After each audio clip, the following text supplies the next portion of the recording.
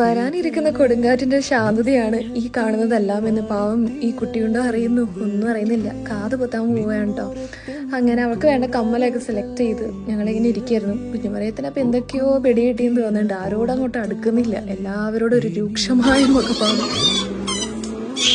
പക്ഷെ ഞങ്ങൾ വിചാരിച്ച പോലെ അത്ര വലിയ പ്രശ്നമൊന്നും ഉണ്ടായിരുന്നില്ല. കാത് കുത്തി കഴിഞ്ഞപ്പോൾ തന്നെ മിഠായിയൊക്കെ കൊടുത്തപ്പോഴത്തേന് ആൾ സെറ്റായി കേട്ടോ. പക്ഷെ അടുത്തത് നമ്മളുടെ ഒരു മമ്മിയാണ്. ഇങ്ങനെ മമ്മിയുടെ കാത് കുത്താനാണ് പോയത് കേട്ടോ. 50 വയസ്സായിട്ട് മൂക്കുത്താൻ ഒരു ആഗ്രഹം വന്നു. എന്തെങ്കിലും ആവട്ടെ, കുത്താലോന്ന് വിചാരിച്ച് കുത്തി. ആ ആഗ്രഹം ഇതോടുകൂടി അങ്ങ് മതിയാക്കിയെന്ന് തോന്നുന്നു.